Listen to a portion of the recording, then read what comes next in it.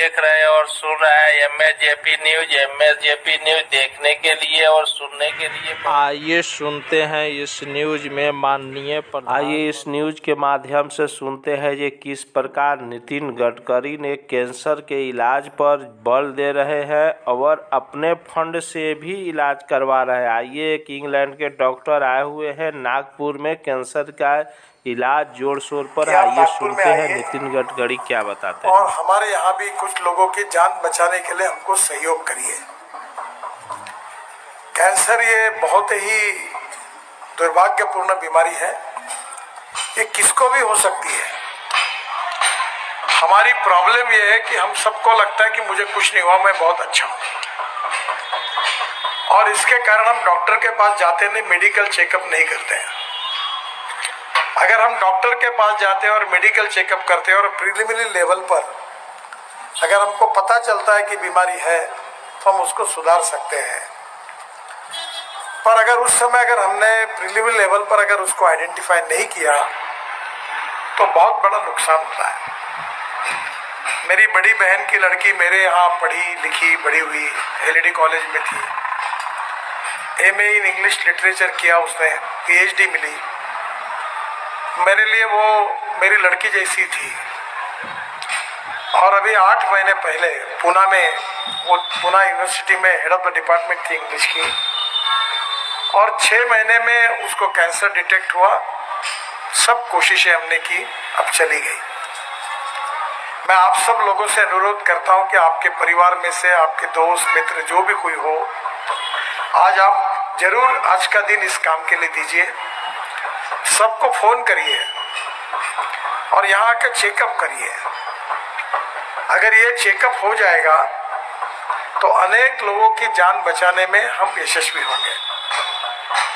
विशेष रूप से हमारी जो बहनें हैं, उनको छाती में गांठ आती है, वो बताती नहीं। कुछ दिन पहले हमने नागपुर में बड़े प्रमाण पर महिलाओं का चेकअप किया, करीब 2 लाख महिलाओं का किया। वार्ड में जाके वो मशीन लाया था अमेरिका से। तो पागल खाना जो है छिंदवाड़ा रोड में, उसके अंदर जो महिलाएं थी उनको किया, वहां से 7 महिला कैंसर वाली निकली और करीब 3500 महिलाओं को कैंसर डिटेक्ट हुआ और हमने उनकी ट्रीटमेंट की और उन लोगों की जान बच गई। और इसलिए हमारे डॉक्टर डालीवाल जी इतने दूर से आए हैं, और वो इसलिए आए कि हमारे देश में, वो पंजाब में तो इतना बड़े प्रमाण पर ये समस्या है कि मुझे लगता है कि इसका कारण जो है, मैं अभी बीच में वाघा बॉर्डर पे गया था, तो पंजाब के मुख्यमंत्री भी मेरे साथ थे और तीनों एमपी भी थे। एक ही गाड़ी में हम बैठे थे। तो मैंने उनको कहा कि ये जो कैंसर का प्रचार प्रसार हो रहा है, इसका कारण हम केमिकल फर्टिलाइजर पेस्टिसाइड्स बड़े प्रमाण पे खा रहे हैं। पंजाब में गेहूं और चावल की फसल पर एकड़ बहुत ज्यादा होती है, बहुत फर्टिलाइजर डालते हैं। तो मैंने मुख्यमंत्री जी को कहा कि हमने अभी हमारे यहाँ ड्रोन लाए हैं और नैनो यूरिया से स्प्रेइंग किया, तो 1 एकड़ गन्ने में 4 बोरे यूरिया की जगह पर 2 बॉटल में काम हुआ। यानी 2 बॉटल में काम होने से किसान का भी फायदा हुआ। अगर हम यूरिया फेंकते तो 75% वेस्ट होता है, जमीन में जाता है, और 25% प्लांट को जाता है। पर अगर हमने ड्रोन से स्प्रेइंग किया तो 25% वेस्ट होता है, 75% प्लांट को जाता है, पैसे की भी बचत होती है। धीरे धीरे हमको केमिकल पेस्टिसाइड्स फर्टिलाइजर्स इनसे दूर होना होगा। आप में से अनेक लोग पंजाब के साथ जुड़े हुए हैं। पंजाब में एक गाड़ी निकलती है, उसका नाम है कैंसर एक्सप्रेस। पंजाब को लगकर वो राजस्थान की बॉर्डर है, वहाँ यही स्थिति है। और गंगानगर के बाद में जो एरिया, उधर भी बड़े प्रमाण पर यही समस्या है। हमारे प्रिय कोई माता पिता पुत्र लड़की बहन हम गंवा रहे हैं, और इसका कारण ये है कि हमारे में, हम सुशिक्षित होने के बाद में भी एक अज्ञान है कि चेकअप करने की कोई जरूरत नहीं, मैं ठीक हूँ। आपको मालूम होगा अर्जुन दास कुकरेजा जी को कैंसर हुआ, वो हेल्दी थे। गंगाधर फडणवीस को कैंसर हुआ, वो काफी मजबूत थे। पर कैंसर ने उनको पूरी तरह खत्म कर दिया। तो आदमी कितना भी स्ट्रांग हो, उसको कैंसर होने के बाद ये ऐसी बीमारी है कि आदमी का बिल्कुल सर्वनाश किए बिना रुकती नहीं। और आज हम गुरुद्वारे के सामने खड़े हैं, हम गुरु का स्मरण कर रहे हैं।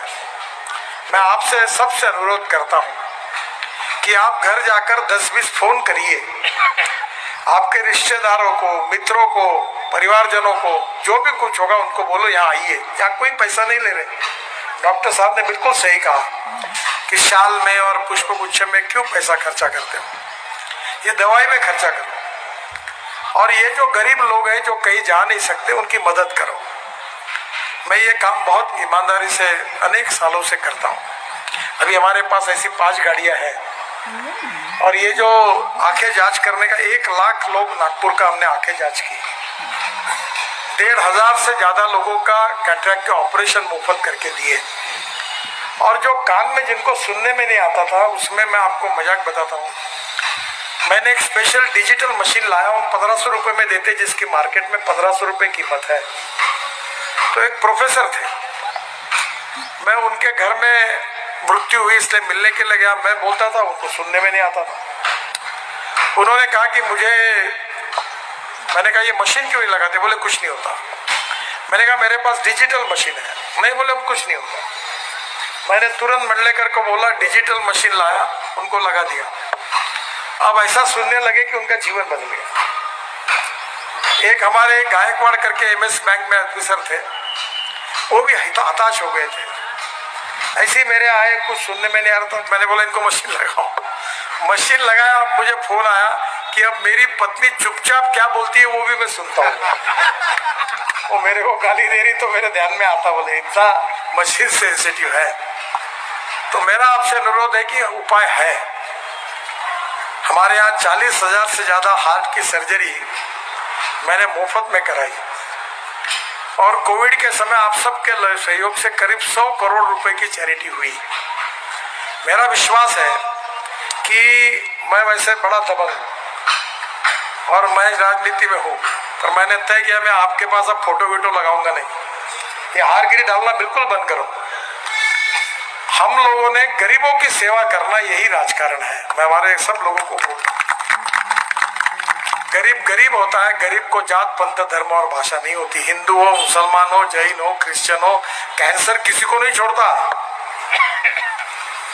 और इसलिए हमें इंसानियत की बात को अमल करना है, सेवा करनी है। बहुत सही बात डॉक्टर साहब ने कही कि लंगर भी आवश्यक है, पर अब दवाई का लंगर शुरू करें।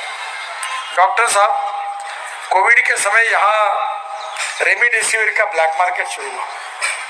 15-15 हजार, 20-20 हजार रुपए पर कुछ होशियार लोग ऐसे ही समाज में हैं कि उन्होंने इंजेक्शन खरीद के रखे और ब्लैक में बेचने लगे। मैंने तय किया, मैंने एक वर्धा में एक फैक्ट्री थी, उसको बुलाया, उसको लाइसेंसेस दिलाया और 25 दिन के अंदर रेमडेसिविर बनाया। और जो लोगों ने खरीदी किया था वो रेमडेसिविर मार्केट में इतना उपलब्ध कराया, यहाँ तो कराया, वाराणसी भेजा, मुंबई भेजा, पुणे भेजा और पूरा रेमडेसिविर का ब्लैक मार्केट खत्म कर दिया। फिर फंगस के इंजेक्शन का यही प्रॉब्लम था, उसमें भी ब्लैक मार्केट चालू था। हमने फंगस के इंजेक्शन बनाए। और जब ऑक्सीजन के कारण लोग मर रहे थे, मैं 2 महीने नागपुर में था और मुझे विश्वास है जब भगवान का आशीर्वाद होता है तो सब समस्याओं का समाधान निकलता है। मैं त्रस्त था, मुझे समझ में नहीं आया। डॉक्टर मुझे फोन कर रहे थे कि 2 घंटे में ऑक्सीजन नहीं देंगे तो लोग मरेंगे। फुटपाथ पर लोग मरे, वैसे घटनाएं हुई। तो मेरे मन में कल्पना आई और मैंने चीफ ऑफ द एयरफोर्स को फोन किया। मैंने कहा मुझे आपका हवाई जहाज चाहिए। बोले किस लिए? तो मैंने कहा विशाखापट्टनम से और उड़ीसा से, अंगुल से मैं ऑक्सीजन लाता हूँ नागपुर में, तो खाली ट्रक हवाई जहाज में जाएगा, उधर जाएगा, ऑक्सीजन लेके आएगा। तो उन्होंने मुझे कहा सर वो ऑक्सीजन भर के जो ट्रक है वो तो मैं आपको परमिट नहीं कर पाऊंगा, पर अब ऑक्सीजन निकालने के बाद मैं खाली ट्रक तुरंत वहां पहुंचाऊंगा और वो लेके आऊंगा, क्योंकि उस समय ट्रक का भी शॉर्टेज था। वो प्यारे खान करके अपने नागपुर के ट्रांसपोर्टर है, मैंने उनको कलेक्टर ऑफिस में जिम्मेदारी दी, बहुत अच्छा काम किया। अब उनको ऑक्सीजन मैन कहते हैं। और हमने पूरे ट्रक हवाई जहाज में डालकर वहाँ भेजे, ऑक्सीजन लाया।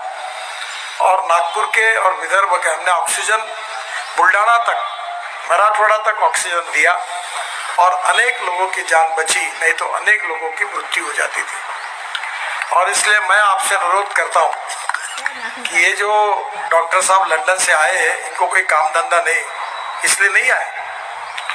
वो भी करोड़ों में कमाई कर सकते हैं, बड़े विख्यात डॉक्टर है वहाँ के, मैं जानता हूँ उनको। सब छोड़ छाड़ करके वो आए, क्योंकि वो नागपुर में दूसरी बार आए। पहली बार हमारे महल के कल्याणेश्वर मंदिर में मैंने उनका सत्कार किया, तब वो ब्रिटिश प्रधानमंत्री के साथ ये G20 के कार्यक्रम के लिए आए थे। तो उन्होंने G20 का जो डेलीगेशन था यूके का, जिसमें वो थे, वो छोड़ दिया और मुझे नागपुर जाना है, नितिन गडकरी को मिलना है, ऐसा कहकर वो नागपुर आए। हमने उनका मंदिर में बहुत बड़ा सत्कार किया। बाद में मैं दिल्ली के नकाबगंज गुरुद्वारे में उनके कहने पर इस ऐसी कार्यक्रम के लिए गया था और मैंने उनसे अनुरोध किया था कि आप नागपुर आइए। आज वो अपनी गाड़ियाँ लेकर आए, सब निःशुल्क कार्यक्रम है। आप जितने लोग बैठे उनसे मेरा अनुरोध है, अपने घर में ऐसे होशियार लोग निकलेंगे, नहीं मैं ठीक हूँ, मेरे को कुछ नहीं हो रहा है, ये ऐसे शाने लोगों को बोलो तेरी ज़्यादा शानपना मत लगा, बोलो चुपचाप जाओ सर्टिफिकेट लेके आओ। ये आपको ज़बरदस्ती करना पड़ेगा, नहीं तो इनका शानपन बहुत महंगा पड़ेगा। आज होगा तो सुधर सकता है, कल गया तो जान जाएगी। तो आप सबको यहाँ ले आइए, फ़ोन करिए। उत्तर नागपुर में गरीब लोग हैं, झोपड़पट्टी में रहते, उनको लाइए, सबके ट्रीटमेंट कराइए। दवाई भी यहाँ है और आगे अगर कैंसर का ऑपरेशन करना पड़ा तो उसके लिए भी मदद करेंगे। और एक बात मैं गुरुद्वारे का उसके लिए सहयोग चाहता हूँ कि हमारे यहाँ जो लड़कियाँ 14 साल से ऊपर हैं, उन लड़कियों को हम वो वैक्सीन देते हैं सर्वाइकल कैंसर का। तो मैंने बहुत जगह पर कार्यक्रम के अभी 10,000 लड़कियों को दिया है। तो आप अभी मैंने DPDC में मैं अपने MP फंड से वैक्सीन खरीदने के लिए 50 लाख रुपए दे रहा हूँ और ये जो पूरा वाला है उसके यहाँ से सस्ते में वैक्सीन ला रहा हूँ। आपके एरिया में जितनी लड़कियाँ ऐसी है 14 साल के ऊपर, 14 साल के ऊपर, उन सब लड़कियों को ये वैक्सीन देने का कैंप हम जगह जगह कर रहे हैं, ये कराइए ताकि बेचारी वो कोई लड़की को जिंदगी भर कैंसर की बीमारी नहीं होगी, उनका जीवन सुरक्षित होगा। हमारे यहाँ तुकाराम महाराज कहते थे, जे का रंजले गांजले त्यासी म्हणे जो आपुले, तोची साधू ओळखावा देव तेथेची जाणावा। नामदेव जी ने भी यही संदेश दिया है। डॉक्टर साहब मैं बड़ा भाग्यवान हूँ, मैं नामदेव जी का जहाँ जन्म हुआ उस गांव का मैंने पूरा रोड अच्छा सीमेंट कंक्रीट का बनाया, अब उसके उद्घाटन के लिए मैं जा रहा हूँ नांदेड़ हिंगोली जिले में। तो नामदेव जी ने भी यही कहा है, सभी साधु संतों का एक ही कहना है। और इसलिए मुझे लगता है कि ये मुख में, स्तन में, गर्भथैली में, अस्थि रोग में, ट्यूमर एवं प्रोस्टेट कैंसर जो कुछ है उसकी निःशुल्क जांच, mammography, pap, smear, PSA, blood cancer, ये सब जांच आज हो जाएगी तो आपका जीवन सुरक्षित होगा। 100 साल तक आपको अच्छी उम्र मिले, आपका जीवन निरोगी रहे, अच्छा रहे, भगवान आपको ताकत दे, शक्ति दे, यही चरणों में प्रार्थना करता हूँ। और इस कैंप के लिए हमारे गुरुद्वारे की कमेटी ने, सब पदाधिकारियों ने जो सहयोग किया, सहकार्य किया है, उनको मैं हृदय से बहुत बहुत धन्यवाद देता हूँ, उनके आभार व्यक्त करता हूँ। और आप सबको आखिर में खबर सुनने और देखने के लिए MAJP न्यूज देखें। सत्य, संघर्ष और अपना ज्ञान बढ़ाने के लिए देखते रहिए MAJP न्यूज। न्याय से वंचित को न्याय दिलाने के लिए MAJP न्यूज कृत संकल्प है। आइए एक बार जरूर मिलिए MAJP न्यूज और देखिए MAJP न्यूज। और देखने के लिए MAJP न्यूज देखें। सत्य, संघर्ष और अपना ज्ञान बढ़ाने के लिए देखते रहिए MAJP न्यूज। न्याय से वंचित को न्याय दिलाने के लिए MAJP न्यूज कृत संकल्प है। आइए एक बार जरूर मिलिए MAJP न्यूज और देखिए MAJP न्यूज। देखते रहिए MAJP न्यूज, सत्य, संघर्ष और अपना ज्ञान बढ़ाने के लिए देखते रहिए MAJP न्यूज। जय हिंद, भारत माता की जय, जय श्री राम।